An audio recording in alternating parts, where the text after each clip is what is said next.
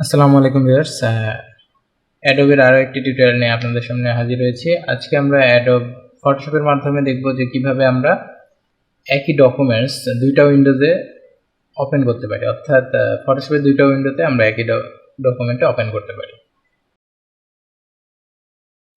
তো আমরা যেহেতু একই ডকুমেন্ট দুইটা উইন্ডোতে ওপেন করব, সেই জন্য আমরা ফার্স্টে আমাদের ইমেজটাকে ওপেন করে নিয়েছি। এরপরে হচ্ছে আমরা উইন্ডোতে চলে যাব, যাওয়ার পরে আমরা চলে যাব অ্যারেঞ্জে যাওয়ার পরে আমরা এখানে সবার লাস্টে নিচের দিকে লেখা থাকবে নিউ উইন্ডো ফর আমাদের ইমেজের নামটা।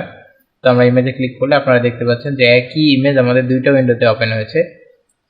এখানে আরও একটা মজার ট্রিক রয়েছে, সেটা হলো যে আমরা একটা ইমেজে কাজ করলে আরেকটা ইমেজে অটোমেটিক্যালি তার চেঞ্জটা চলে আসবে। তো এই জন্য আমাদের আরেকটি কাজ করতে হবে, আবারও উইন্ডোতে যেতে হবে, তারপর অ্যারেঞ্জ থেকে এখানে টু আপ ভার্টিক্যালি যদি আমরা প্রেস করি তাহলে দুটো পাশাপাশি ইমেজ দুটো ওপেন হবে।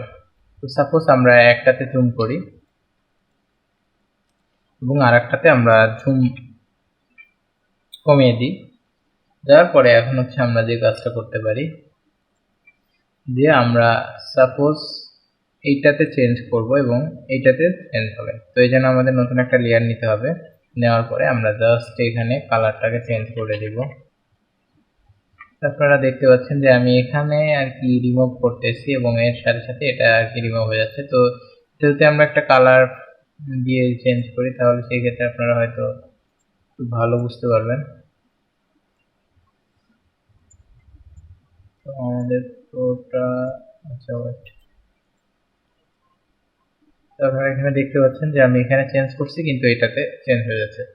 তো এটার মাধ্যমে আপনারা আর কি বারবার image zoom in zoom out না করে আপনারা দুইটা ইমেজ পাশাপাশি রেখে কাজ করতে পারবেন। এতে করে আশা করি আপনাদের কাজটা অনেক দ্রুত এবং সুন্দর হবে। তো আজকে এই পর্যন্তই। আশা করি ভিডিওটা অনেক ভালো লেগেছে এবং ফটোশপের এই ট্রিক্সটা অবশ্যই আপনাদের কাজে লাগবে।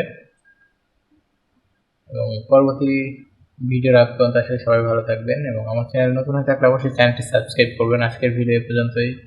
আল্লাহ হাফেজ।